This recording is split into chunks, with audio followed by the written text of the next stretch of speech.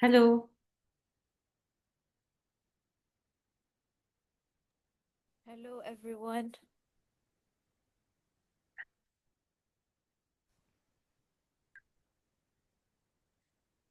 Hello.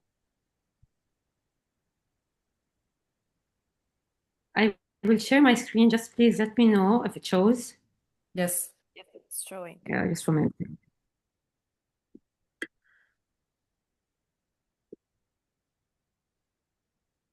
That's great.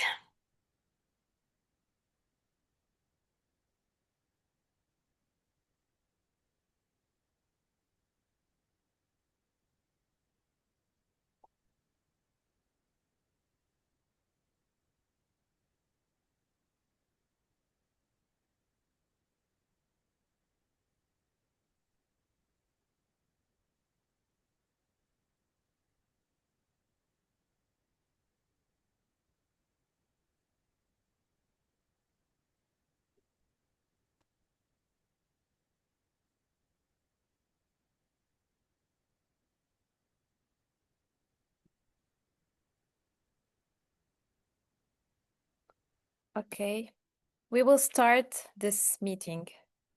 Good evening, everyone, and thank you for joining us today.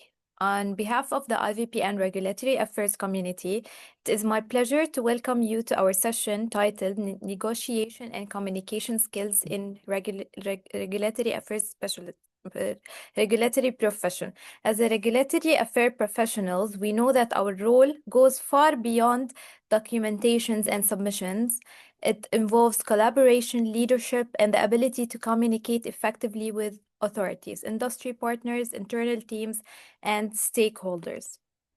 That's why today's topic is very important and essential for all of us, especially those growing in the field.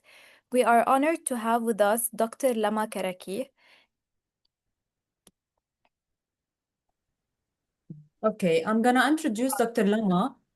Dr. Lama is a pharmacist. She's a colleague, and she's a former pharmaceutical sales leader who transitioned into the world of training and executive coaching after nearly a decade in pharmaceutical sales field, where she advanced from medical representative at EMED to reach senior first-line sales manager at AstraZeneca.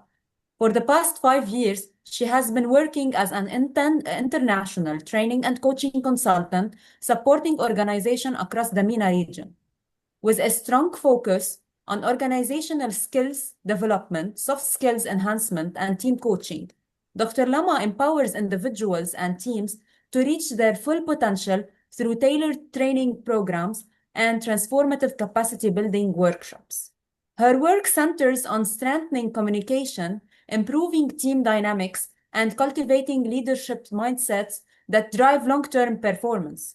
Dr. Lama is also an active thought leader who regularly shares insights on workplace culture, stress management, team communication, and the power of interpersonal competencies, advocating that performance gaps often rooted not in technical shortcomings, but in underdeveloped soft skills. She strongly believes that team skills don't improve with time, they improve with action. So please allow me to welcome Dr. Lama Karake. Dr. Lama, the floor is yours. Thank you for your time despite your busy schedule. Thank you, and thank you, dear, for this lovely introduction. I am really honored to be here with you today. Okay, some people are requesting to be admitted. You're gonna do that on my behalf, right? Yes, sure. Okay, great. Thank you.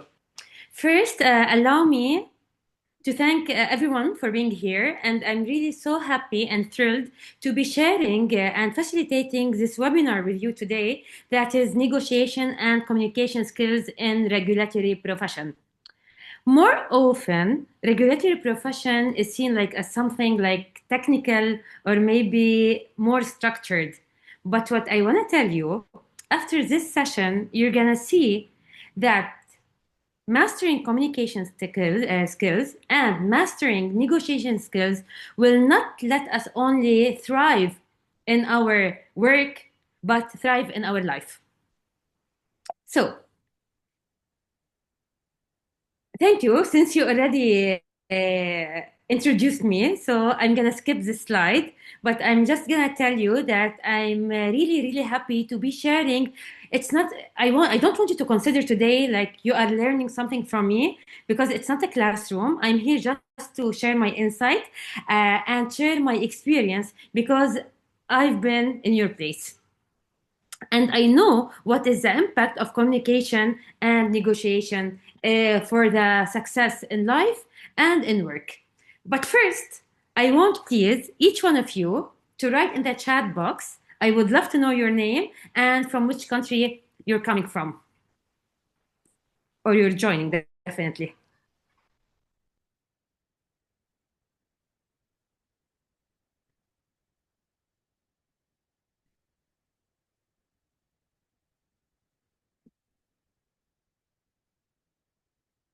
Let's see. The diversity, I love the diversity from Canada, Lebanon, Egypt, Tamkin, Leah, Mu'taz, Maya. You're welcome all.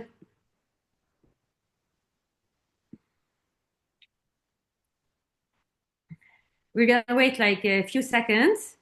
Hi, Frederick from Kenya.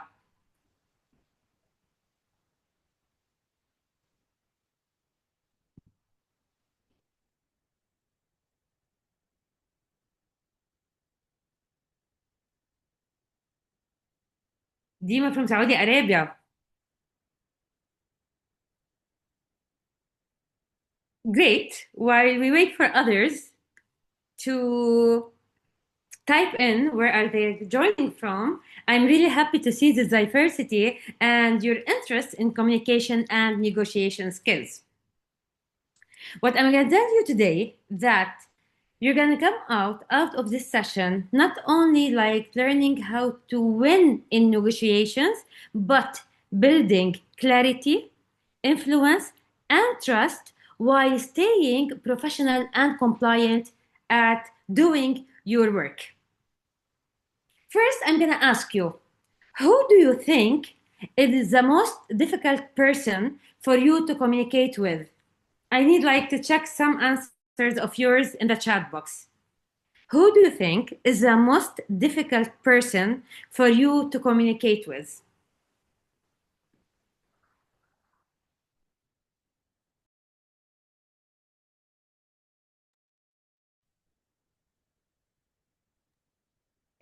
Can I answer this question? Yes, sure. Okay, I think my boss. Okay, why? Maybe because I'm scared of my boss. Okay. Is he bossy? It seems so. Yeah. Okay. Now I'm gonna tell you later, we're gonna go over a model. It's called Merrill Ride model to see that maybe he's not bossy, but maybe he has a character, personality style that we have to amend our approach while speaking to him or while dealing with him, because it will help a lot. I can't check. Okay, now I can check the chat box. I think we can all relate to that. Okay, so to be an effective communicator or to have an effective communication, I'm gonna tell you we will be emotionally intelligent enough to deal with any personality style. And yes, you're right. Some people, they are just difficult to deal with. They do not listen. They are aggressive. They may seem intimidating, and we just don't feel at ease while we are communicating. So I agree with you. But effective communication, it is the effective transmission or the transmission of idea or a feeling so that the sender and receiver have the same understanding or they are on the same wave.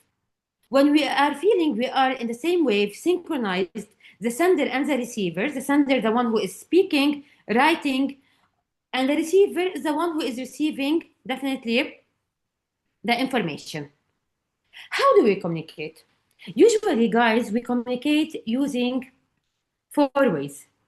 It's either spoken words while we are speaking, or visual images. We communicate by using images or pictures, written words, maybe an email, a WhatsApp message.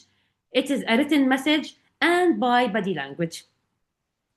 I'm going to tell you something. Do you know that communication is about 93% non-verbal communication and only 7% verbal communication? What does that mean? It means it's not important what we say. What's important is how we say it, how we are conveying the message, how much we are showing self-confidence, how much we are using our genuine smile, how much we are using the power of our voice. Are we speaking in an assertive, confident way, or just like using a monotonous voice that is so low and we're not engaging the person we are talking to?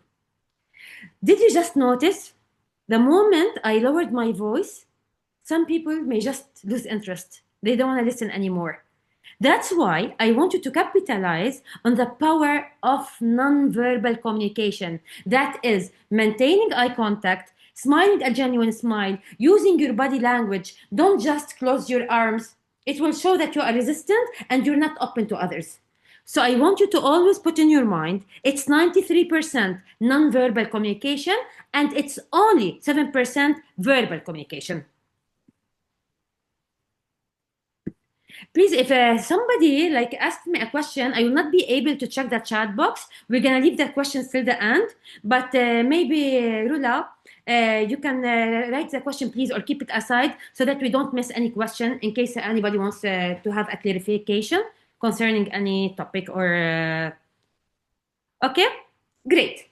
So, as I said, when we have an effective communication, it's about the sender and receiver. They are on the same wave and they have the same transmission. There's transmission of an idea. They have the same feeling or exchange of ideas. That's why we have to make sure as a receiver that what I'm receiving is what the sender is referring to. Always keep in mind that we may not have grasped the right idea from the sender. That's why it's always crucial to paraphrase and ask the person in front of us if this is what he means or what she means or not. The take-home message from this slide is that I want you to know there are a lot of barriers to communication. Sometimes it may be a channel of communication. You know, some things should not be communicated through email. They should be communicated call, or they should be face-to-face. Because when you are sending an email or sending a message, you're not depending 100% on the non-verbal communication. Why? Because you're only depending on the verbal communication. But the 93% of non-verbal communication, that is the tone of voice and body language, we are losing them. That's why some critical things you need to call someone by phone or to talk to him face-to-face if possible, because we don't want to be grasped wrongly or them not to capture the idea we want to convey. And you have to know that people are different. Some people are visual. What does it mean? They learn by seeing. Some people are auditory. They learn by hearing. Either you tell them something or they like to hear something to learn about it. Some people are kinesthetic, which means they learn by doing. And definitely the R is for reading and writing. That's why this model, it's either called VARK model or VAC model. This is how it's identified in books or in literature. That's why I want you to keep in mind, you have to understand the person in front of you. Is he a visual person? If he's a visual person, I will try my best to show him like images. If he's an auditory person, I try my best to teach him by saying or by speaking.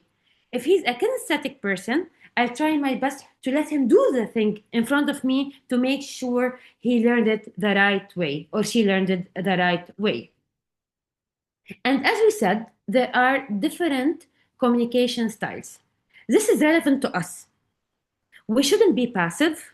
Passive means like everything, we are people pleasers. Yes, whatever you want, because we are afraid of them. We get intimidated by them. We just say yes, yes, yes. It's not a problem if we say yes. It's okay if we say yes. But what I need you to do from now on is that when you say yes to others, not to say no to yourself. If you are saying yes to others and you are saying yes to yourself, that's fine. I don't mind it. I like us to be cooperative and collaborating. But do not say yes to others when you are saying no to yourself. And it's okay. Sometimes we have to manage our managers. We don't like to be in clash with them. And it's smartness to manage our managers.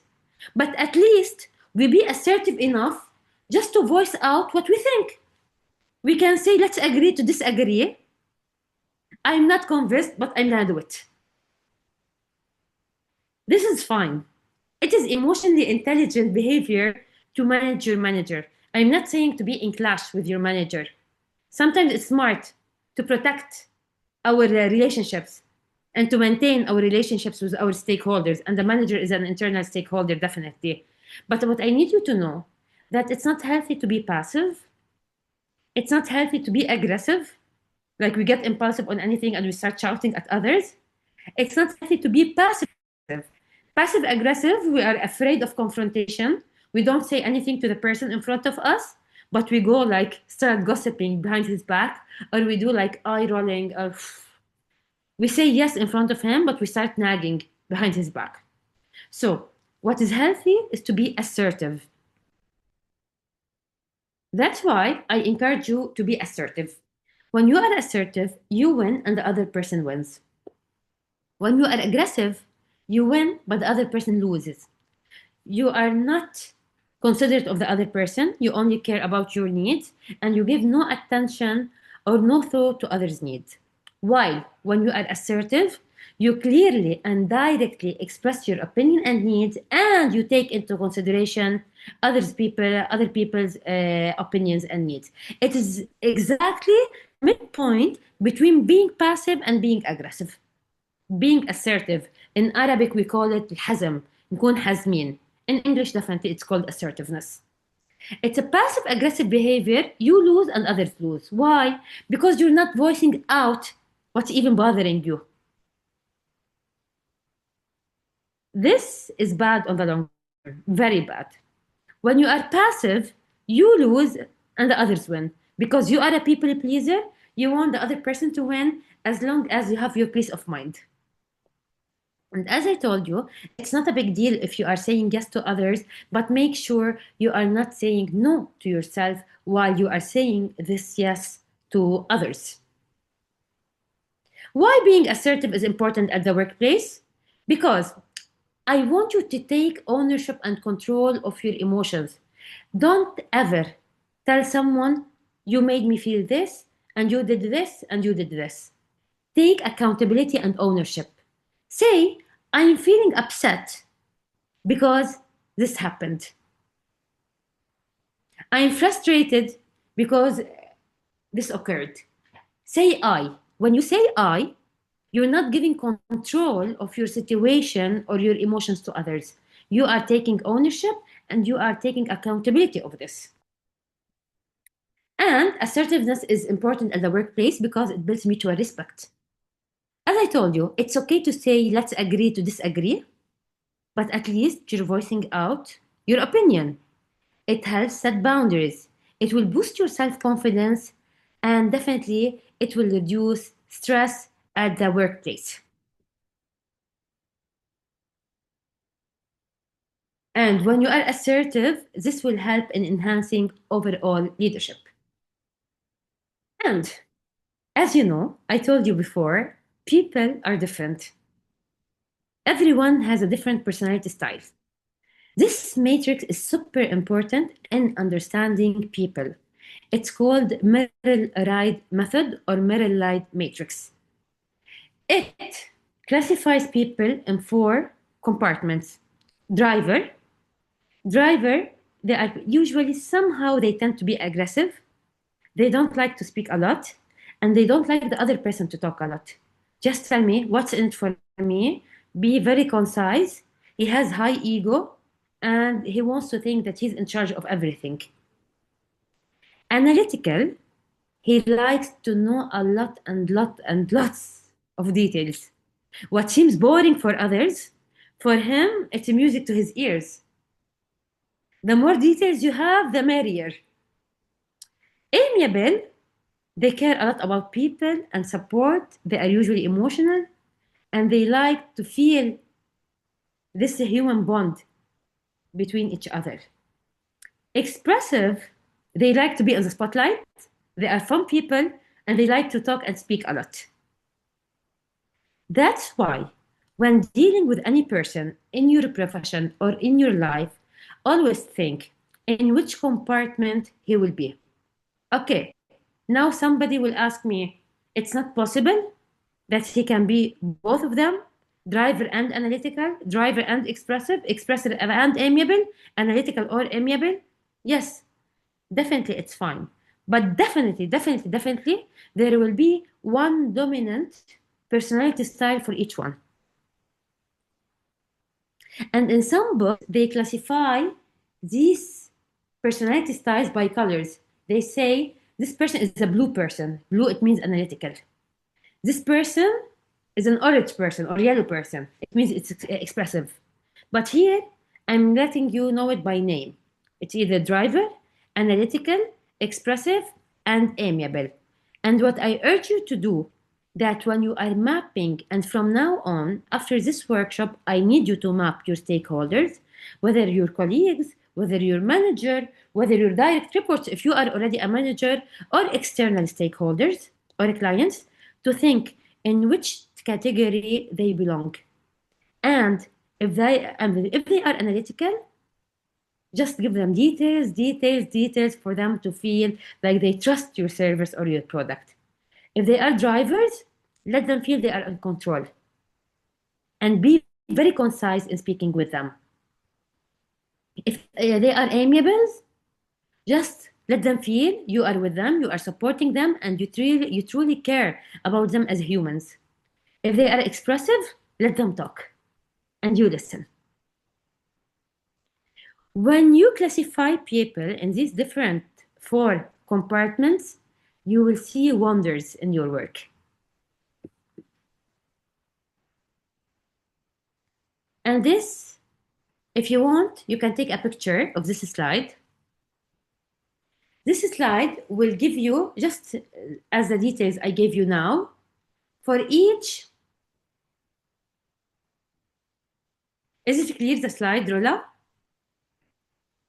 Yes. Okay, great. Okay, they're exactly like what I told you, but it has maybe more details. And you know, when we are communicating with someone or we are trying to negotiate with him, we are so interested in persuading him. That's why I'm going to tell you Cialdini's 6 persuasion principles. Just keep them in your mind, as this will help you a lot in your work. People usually get persuaded or get influenced if there is reciprocity. What does it mean, reciprocity? It means there's something called قانون التبادل. Reciprocity, if you give something to someone, he will feel obliged, he needs to return it. Even if you are giving him information, if you are giving him your time, whatever you are giving another person, he will feel the need by psychology to return it back. It's also super important to think about this while you are dealing with stakeholders. Authority. They need to see the authority, the power of your product or service. Liking. If someone likes you, most probably they will buy from you. And when I say buy, it's not only about buying something like tangible, it may be buying an idea. So that's why you have to be an approachable person, because when someone likes you, he will most probably like buying from you. Commitment. When you are consistent, when you are committed, when you are persistent, people will respect you and they will get persuaded. Consensus. When there's a social proof concerning your service or product, definitely this will help also. I need you just to give me please 2 seconds. I need to drink water.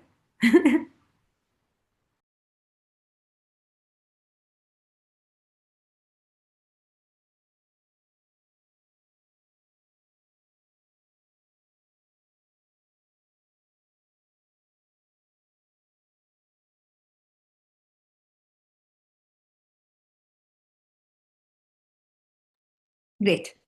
And scarcity.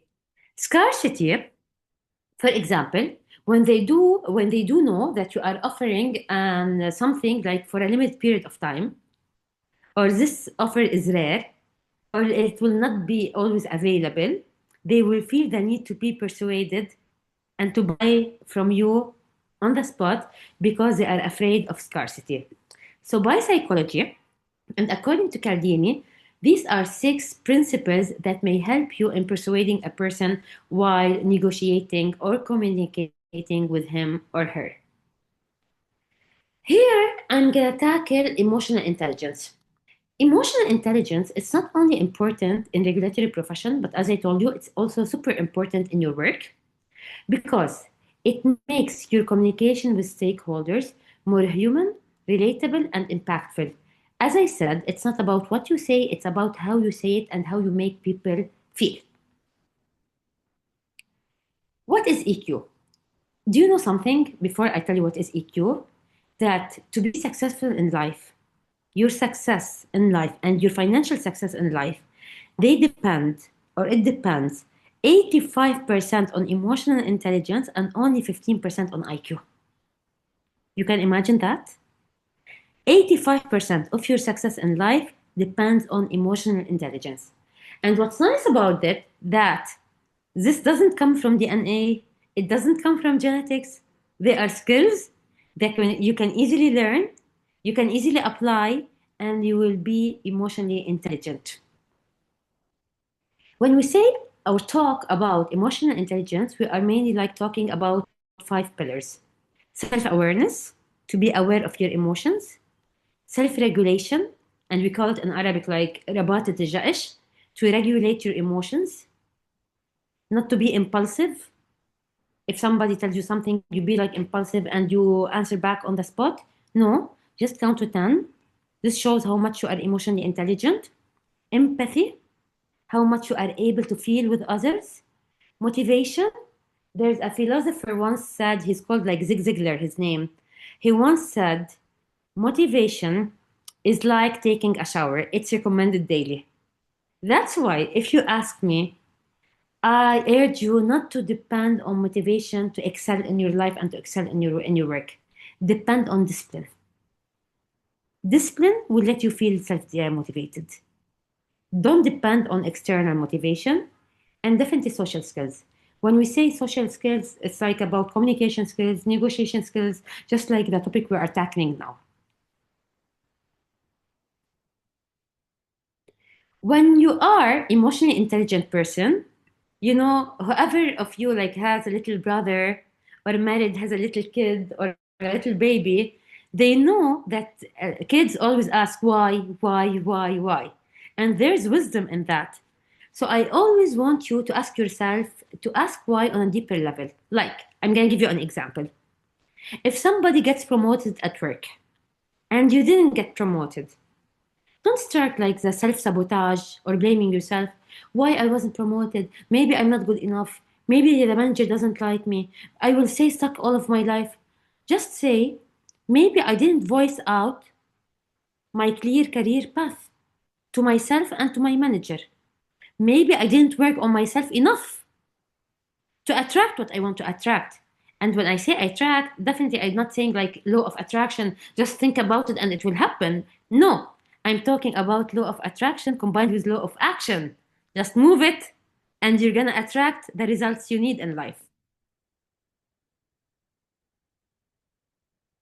Pace yourself. Just regulate yourself. This is what I was talking about, that is self-regulation. Regulate yourself. Do not be impulsive. Quit when it's time to quit. Even if it's a discussion, know when to quit. Understand other people's motivation. I want you, when dealing with stakeholders, always to think, if I were in his shoes or if I were in her shoes, what would I do? Understand their need. Think about conversational geometry. Am I speaking to the right person or am I speaking to another person about a person? Always think if you are addressing the right person while you are addressing, and rehearse what you say. So, If someone of you is like, I'm gonna give the example.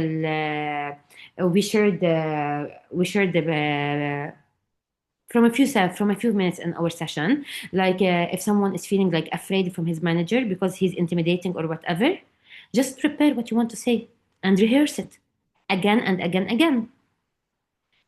Look at him in the eye. Do not look at the floor while dealing with him. Do not do close body language while speaking to him, because if he is an aggressive person and he sees you as a passive person, he will continue in doing what he's doing. So I want you to take control. Do not be aggressive, just be assertive. Just look in the eye and voice out what is bothering you, regardless if the end result happened as you wished or as he wished, because as I told you, sometimes it is smart to manage our manager, but yet just voice it out. Know your feelings. Ask yourself, am I upset? Am I angry? Am I afraid? I am frustrated? Just ask yourself. When you name the emotion you are feeling, you limit its effect. You know, it's just an emotion. It's not controlling you, it's not controlling your life. Just name it. Because some people say, oh, I'm having a bad day. I'm just having a bad life. Do not generalize. I'm feeling bad. What do you mean by feeling bad? Say, what are you feeling? Upset? Frustrated? Depressed? Angry? Sad? Anxious? Worried? Just name it. When you name it, you will limit it and you will limit its effect. As I said before, non-verbal communication. Because non-verbal communication, always remember that, it accounts to 93% of our communication. Only 7% is verbal, as I told you. Smile. When you smile, a genuine smile, first, it increases the approachability. Your approachability, the other person will like you. And according to Cialdini, as we said a few minutes ago, when someone likes you, most probably he will buy from you your idea, your service, your product, whatever. And another thing, since all of you are pharmacists here, when you smile, happy hormones like endorphins will be released in your brain and it will make you feel better. So sometimes, even if you're feeling like upset or angry, just stand in front of a mirror and smile.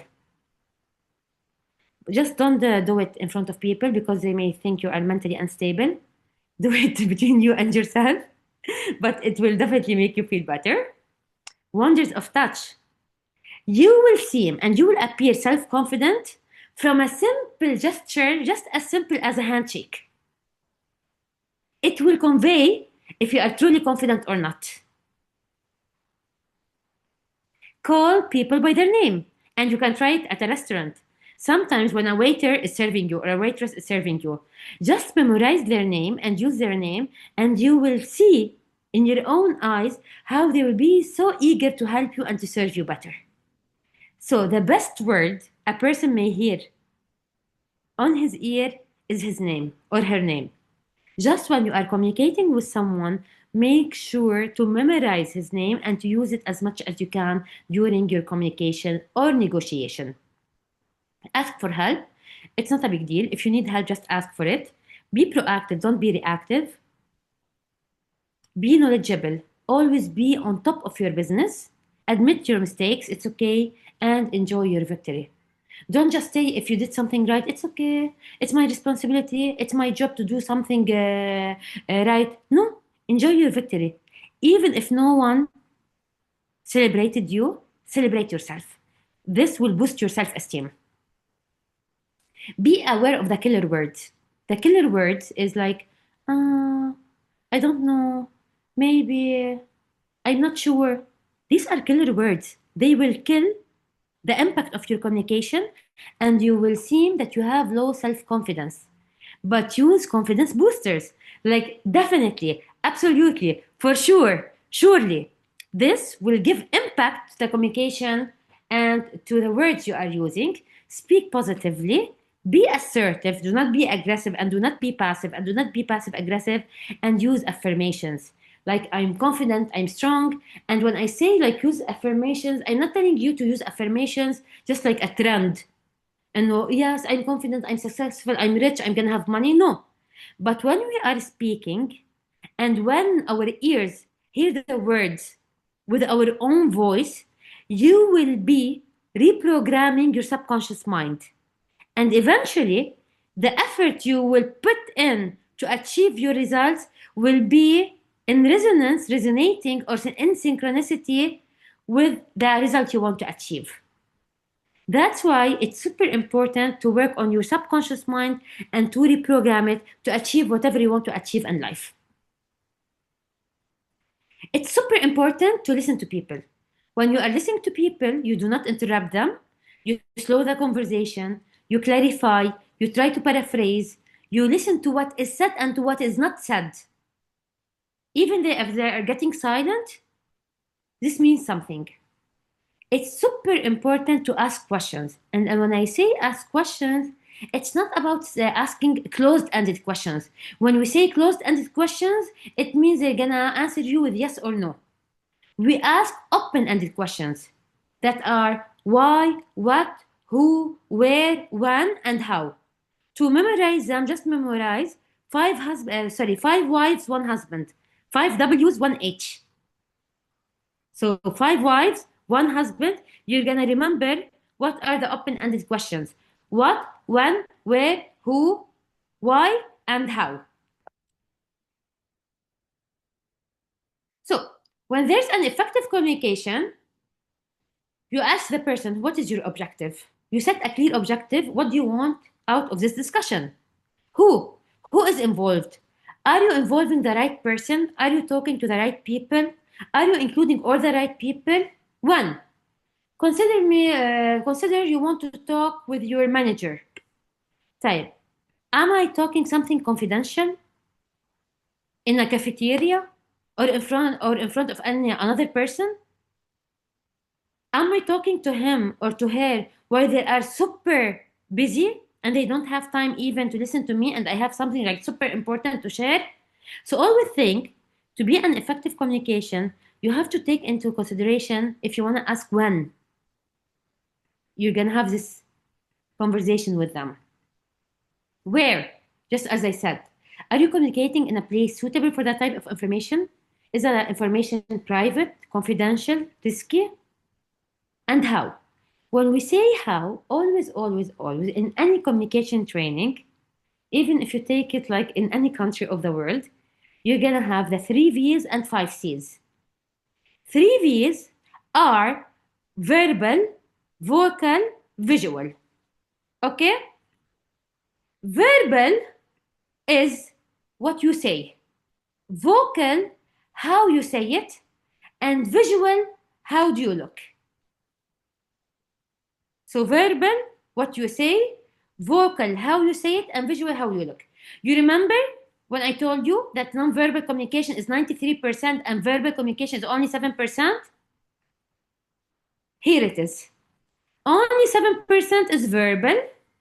The vocal, how do you sound, is 38%.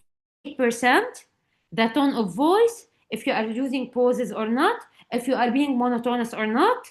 And visual, how do you look? Your eye contact, your smile, and your body language. That's why keep in mind that you wanna make sure you are capitalizing and maximizing the benefit of vocal and visual aspects in effective communication. And as I said before, how we communicate is more important than what we say. So, as I told you, you have to be in control of your non-verbal communication. Always have positive body language, open body language. Don't have slouchy shoulders like this. You're down and you're looking on the floor. No, have a straight posture. Look at someone in the eye. Have open body language. If you want to have a body handshake, have a firm handshake. That's why you have to be super aware of your body language. You have to have open arms and open palms. Mirroring. When I say mirroring, you are mimicking the body language of the person in front of you. And when you do that, definitely in a subtle way, not in an obvious way, or they think you are creepy if you kept mimicking whatever they are doing. No, but we do it in a subtle way. When you do it in a subtle way, the person in front of you will feel he's more inclined to listen to you and to trust you more. Have a good body space. You have to respect the body space. Don't be so close to them. This is an intimate zone. Don't be so far. Just be like within 1 meter if you are speaking to one face to face, and maintain eye contact. And as I said, smiling. There are 2 basic tactics to build rapport, and we discussed them before. That is actively listening, when I said to ask the right questions, the open-ended questions, and matching and mirroring, when we are trying to mimic the body language of the person in front of us. The verbal, remember when I told you now, any communication training should have 3 V's and 5 C's? We said the 3 V's are visual, vocal, verbal, while the 5 C's are clear, to make sure your communication is clear, to make sure it's concise, it's simple, to make sure it's complete, you're not lacking any detail, it's correct, and it's considerate. And when we say considerate, it means considerate to the personality style of the person in front of you. Is he a driver? Is he an analytical person? Is he an expressive person? Or is he an amiable person? So your communication should be considerate according to the personality style of the person in front of you. This is a Merrill ride, but in different, this is a different model. It's called DISC. In some books, it's called DISC, but they are more or less the same. The dominant is a driver. The influential, the impulsive, interactive, interesting is the expressive. The compliant, the one who is cautious, careful, conscientious, is the analytical. And the steady, the stable, supportive, sincere is the amiable. Everything is clear. Please, if clear, just make thumbs up.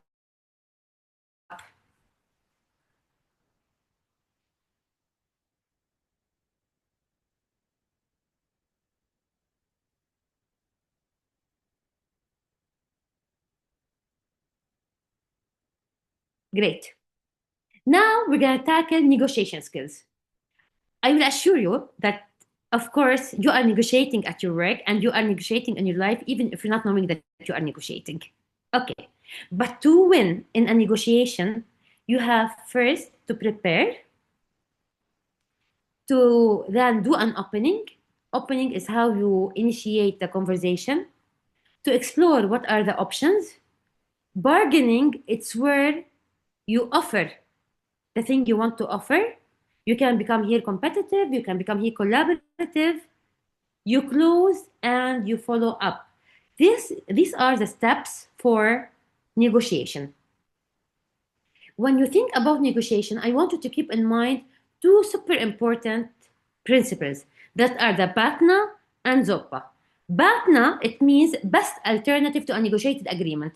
If I want to say it in a simple way or in a more like concise way, we can say BATNA is car key. So, BATNA, as I said, it's a plan B, okay? Plan B, it's when you want to negotiate with someone, you have a plan B in your mind. If this didn't work with this person, what is the plan B I want to have? Do I have another stakeholder? If I lost this negotiation, how will I compensate? When you have a plan B, you will be stronger when you are negotiating. Okay? ZOPA, it is a zone of possible agreement. A zone of possible agreement is just say to yourself, where can I say yes? And what is a big no for me? Zone of possible agreement, it means where can you meet with the other person midway?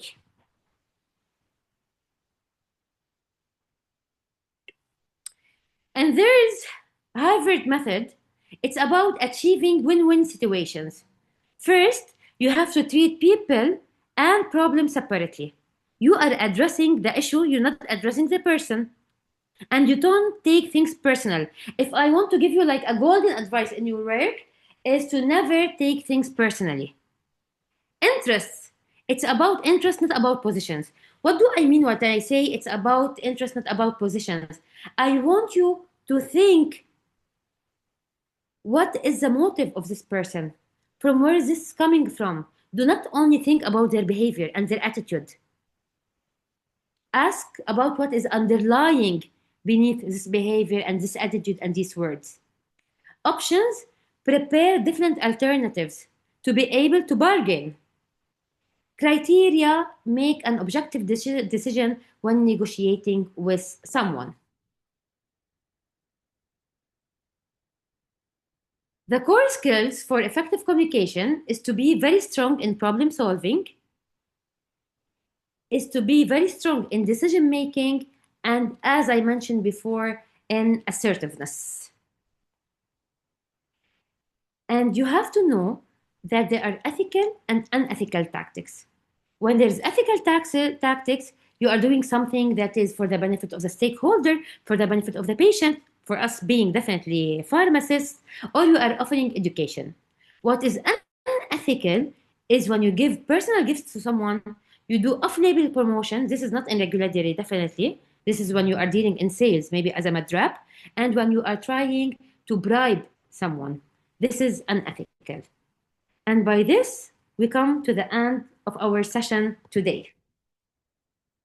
I'm open, definitely, to whatever questions you may have to ask. Thank you so much, Dr. Lama, for this insightful and enriching presentation. We truly appreciate the practical tools and the real-life examples you shared. So we will now open the floor for questions. If you have any question, please feel free to type it in the chat box or raise your hand, and I'll be happy to reply.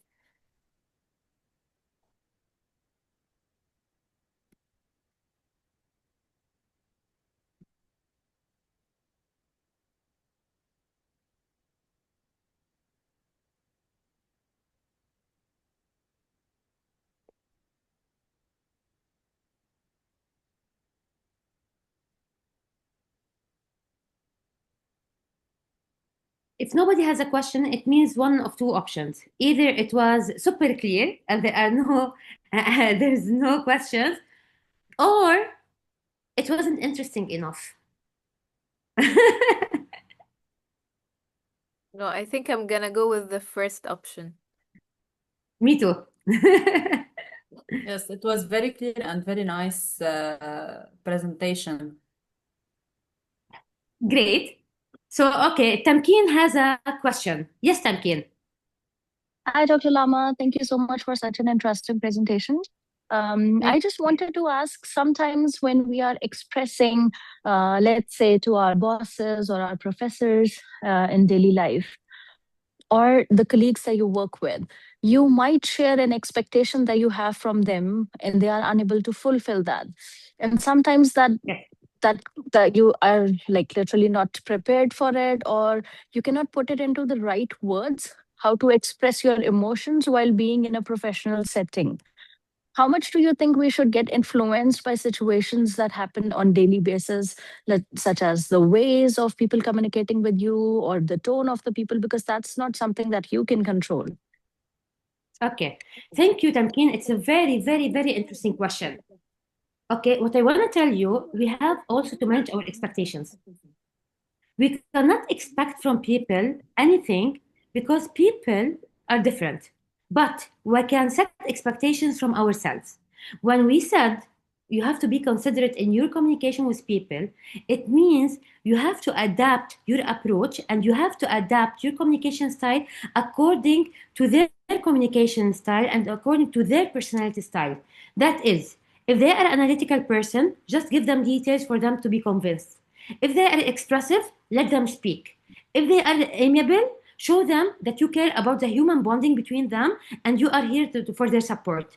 If they are drivers, just let them take the lead, let them feel they are in control, and be very concise with them. When you adapt your approach with each one according to their personality style, and you minimize your expectations, as I told you before, wonders will happen, and you have to manage your expectations. Do not expect anything from anyone.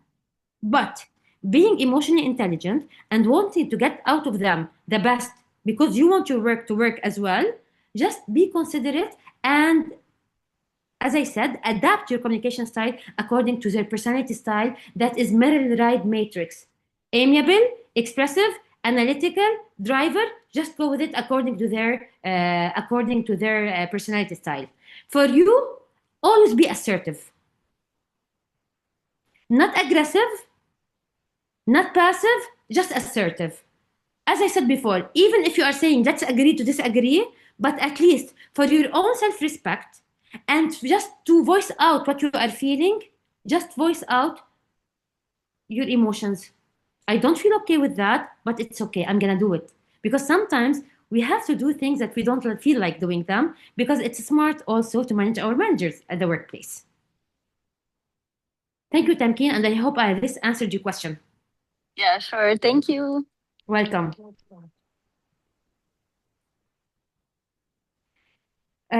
Is it possible to please contact you for career consulting, because I want to have a career in RA, but I'm still a master's student. I don't know what's the next plan to take. Okay, I'm gonna type here my Instagram account. This is professional account, and feel free to DM me or send me, and I will answer you. This is special for the people attending this workshop today. I'm gonna answer all of your questions, whatever you ask me, through Instagram.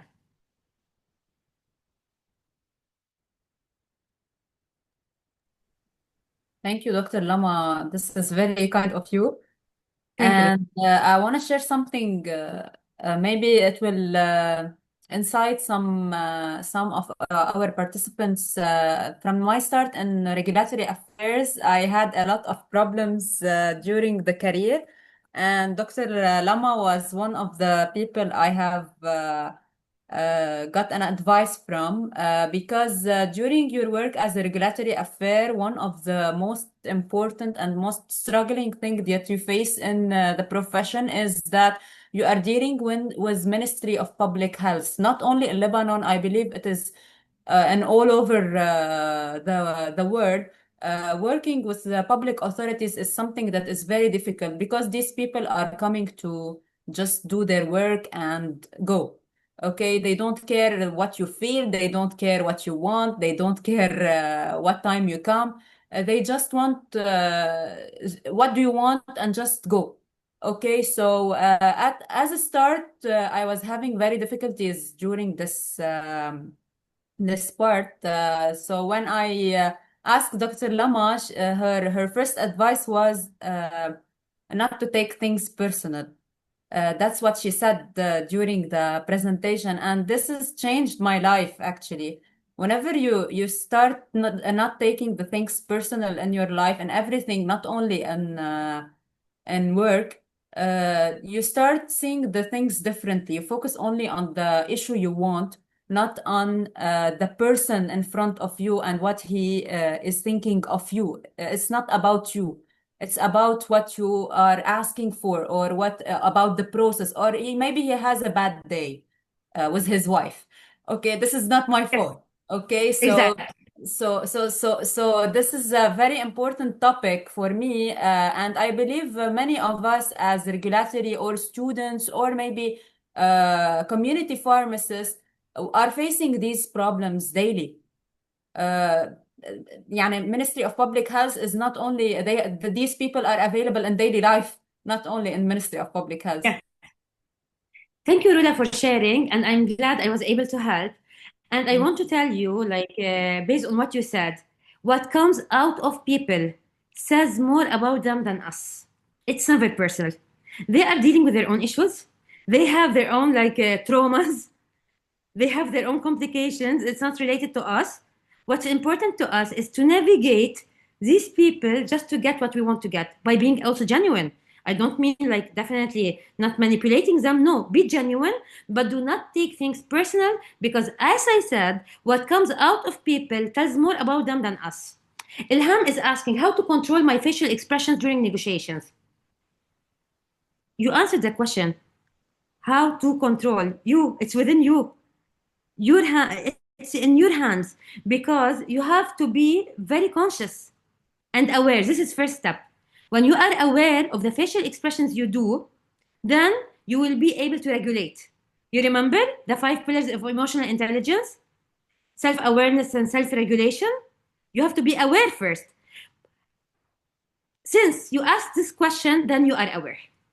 This is the first step. So you are on the right track to resolve it. Second step, you have to regulate it. Be genuine with the other person. Do not roll your eyes. Do not like say, be genuine. Listen to them.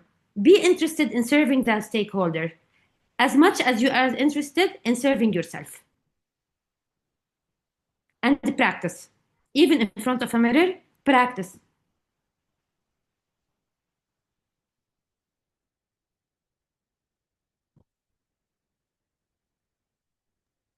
Is there any more questions? I would happily answer them.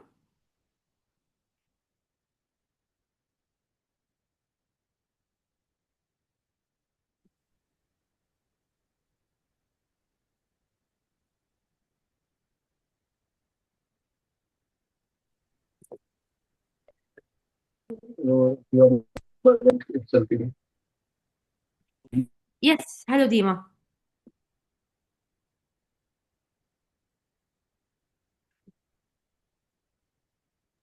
Dima, do you have any question?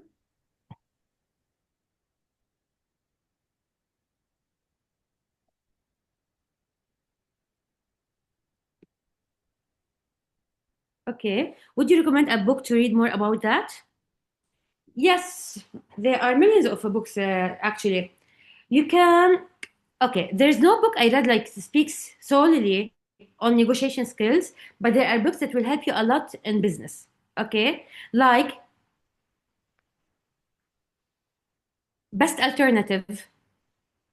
The third alternative is for Stephen Covey. The third alternative speaks a lot about finding a winning option for both of you, for you and the person you are negotiating with. It's a very good book. Another book that I would love you to read, it's not related directly to this, but it will help you to build very positive habits to excel in your work. It's called Atomic Habits. It's very nice. And there's a very nice book, it's called Just Listen. This will help you like more or less. There are tons of books. And if you want a book that's really nice and will help you a lot in your life and in your career, it's called Surrounded by Idiots.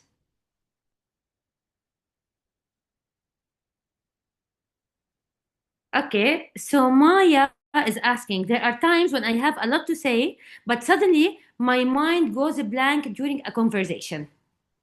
Okay. When you communicating with someone, I need you really to listen with the intent to understand, not with the intent to reply. When you understand, words will just flow. But when you are thinking and replaying, what do I want to say? What do I want to say? What do I want to say? You may get in a freeze moment, or you may not know what to say, or your mind will go blank. So really actively listening to people with the intention to listen and to understand, not only to answer and to reply. Thank you, Mark, for saying it's true.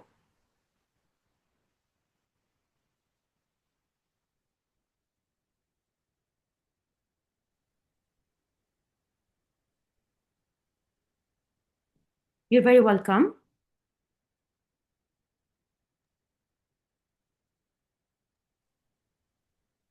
If there are any extra questions, I would love to answer them.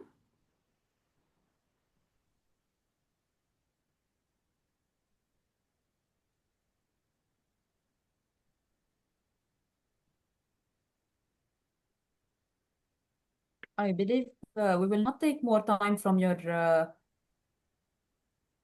It's okay. If there's one more question, I can answer. Can I answer it? I can answer it. If no, I really enjoyed my session with you today. Yes, and I'm so happy that the number of participants remained the same till the end of the session.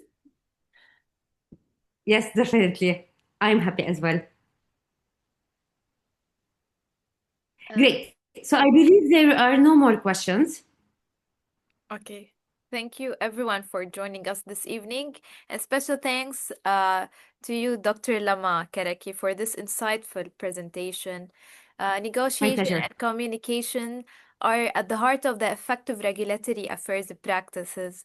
And today's session gave us valuable tools we can all apply in our roles. So on the behalf Yes. of IVP and Regulatory Affairs, we appreciate your participation and engagement. We look forward to seeing you in our upcoming events and continuing to support our professionals. Definitely. It will be my pleasure. Thank you. And hopefully we'll see you again. Bye. Thank you so much. Bye. Bye. This is-